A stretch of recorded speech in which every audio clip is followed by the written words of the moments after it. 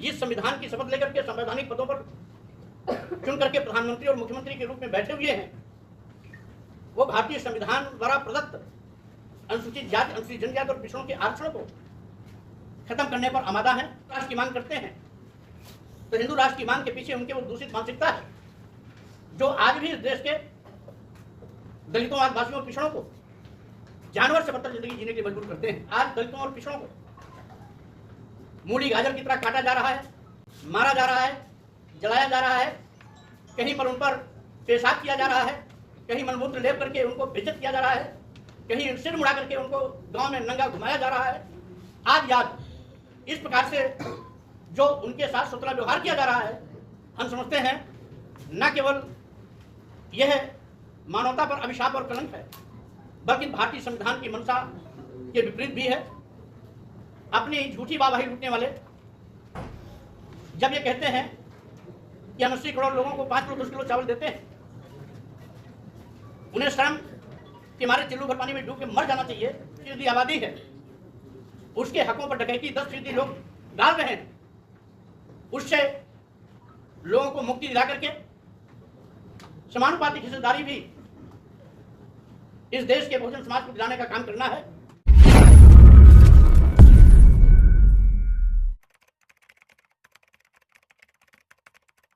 आज पूर्व में अभी तक जो भी अलायंस रहे हैं वो यथास्थितवादी ताकतें रही हैं, यथास्थितवाद को पोषक रही है, जो सामाजिक और आर्थिक आजादी लाने के पक्षधर नहीं है। इसलिए देश के वो सभी राजनीतिक पार्टियां जो समतामूलक समाज बनाने की पक्षधर हैं, इस देश के सामाजिक परिवर्तन आंदोलन के महानायकों, मुख्यतः सामाजिक परिवर्तन के महानायक ज्योतिबा फुले जी, छत्रपति साहू जी महाराज, सावित्रीबाई फुले, भारतीय संविधान निर्माता परम पूज्य बाबा साहब डॉक्टर अम्बेडकर एवं इसके साथ ही साथ पेरियार रामास्वामी नायकर, नारायण गुरु, संत गाडगे तथा मानवर कांसी राम जी के उन सामाजिक परिवर्तन आंदोलन के रास्ते चलते हुए विषमतामूलक समाज का खात्मा कर जो इस देश का सबसे बड़ा भयंकर रोग है, जात पात, छुआछूत, ऊंच नीच, भेदभाव को खत्म कर समतामूलक समाज की स्थापना करना, सामाजिक आर्थिक गैर बराबरी के खिलाफ संघर्ष कर सामाजिक आर्थिक आजादी दिलाना और अपने महापुरुषों के बताए रास्ते पर चलकर के समाज को सम्मान स्वाभिमान के साथ खड़ा करना, यानी राजनीतिक हिस्सेदारी के साथ साथ सामाजिक और आर्थिक रूप से भी उनको सबके बराबर लाने का प्रयास करना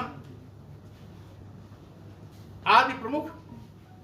उद्देश्यों के साथ आज सभी राजनीतिक पार्टियां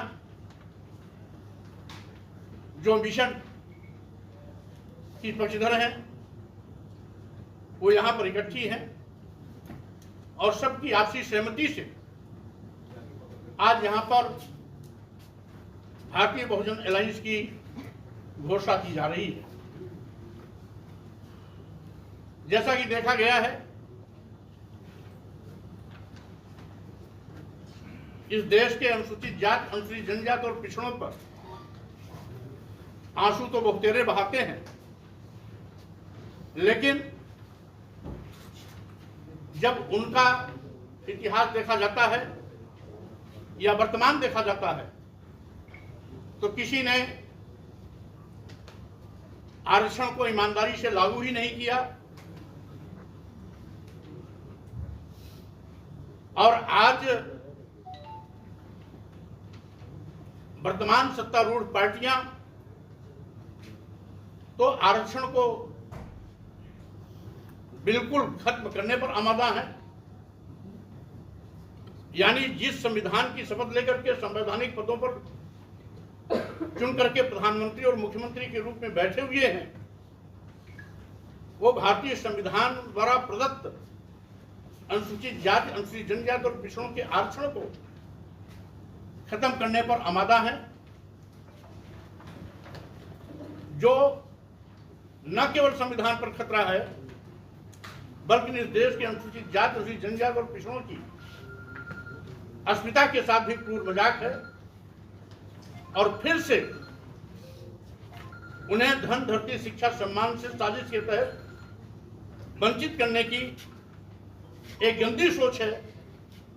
जिसको भापते हुए अनुसूचित जाति, अनुसूचित जनजाति और पिछड़ों के सम्मान स्वाभिमान की राजनीति करने वाले वो सभी राजनीतिक पार्टी एकजुट होकर यथास्थितिवाद का मुकाबला करेंगे, संविधान की भी रक्षा करेंगे। साथ ही साथ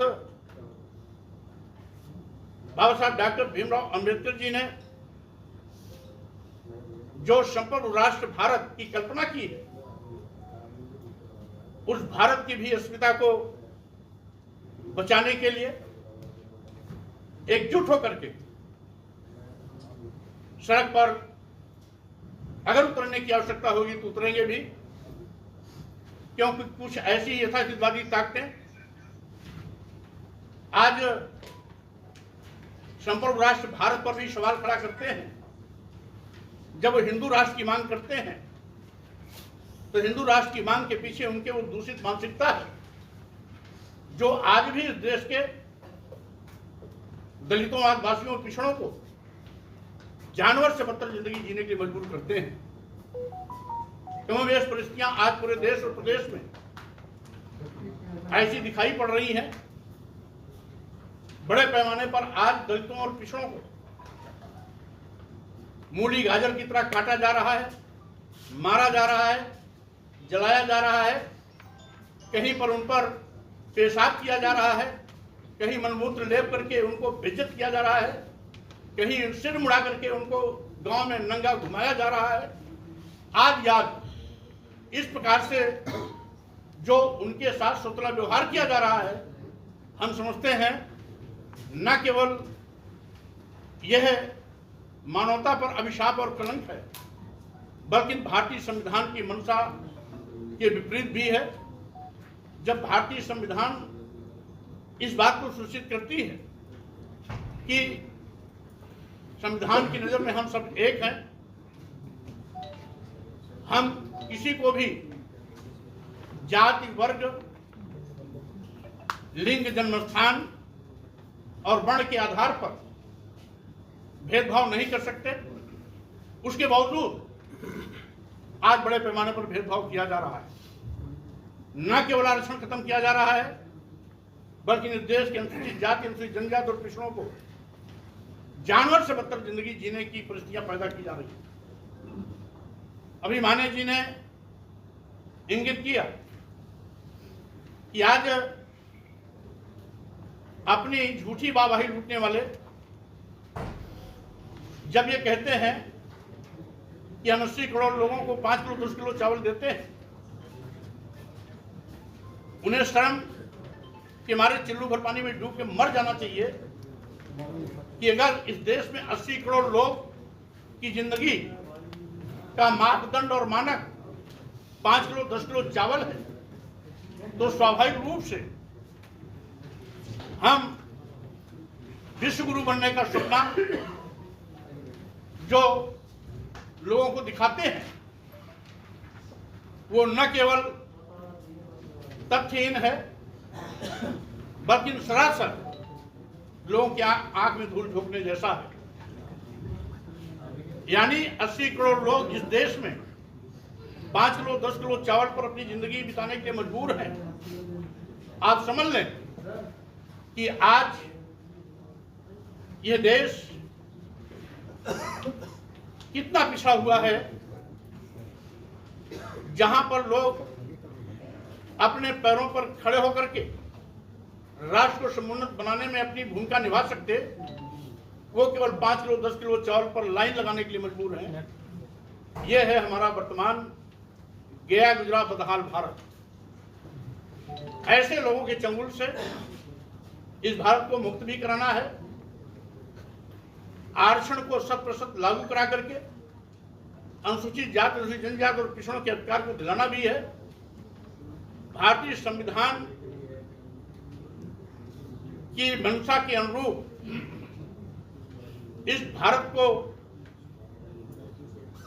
बनाने के लिए हम सबको एकजुट होकर काम भी करना है और साथ ही साथ सामाजिक आर्थिक आजादी भी लेना है। राजनीतिक हिस्सेदारी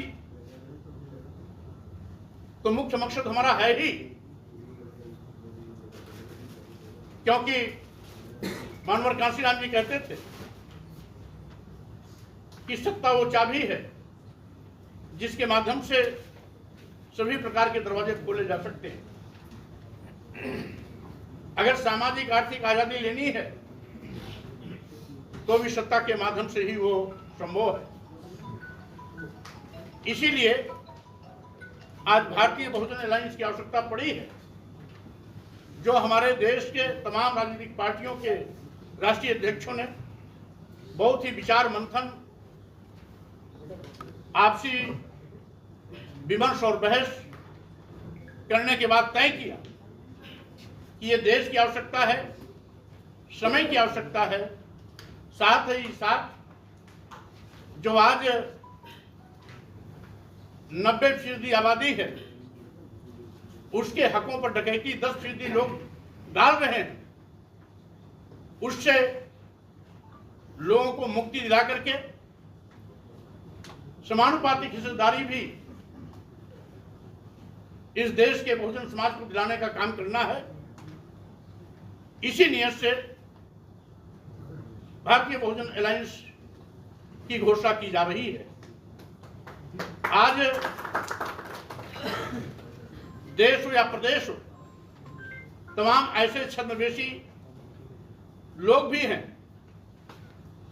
जो दलितों और पिछड़ों की दुहाई तो देंगे, लेकिन मौका आने पर उनका गला काटने से भी बात नहीं आते, यानी आरक्षण खत्म करने से भी उनको संकोच नहीं लगता। विशेष रूप से डबल इंजन की सरकार जब से बनी है, अनुसूचित जाति, अनुसूचित जनजाति और पिछड़ों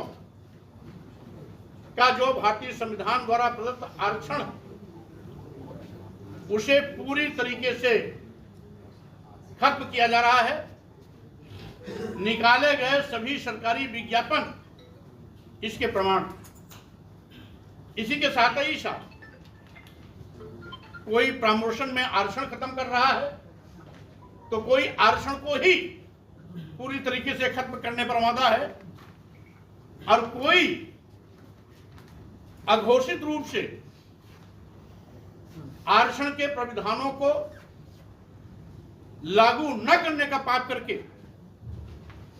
इनडायरेक्ट वे में वो भी अनुसूचित जाति, अनुसूचित जनजाति और पिछड़ों का हक मानने की कोशिश करता है।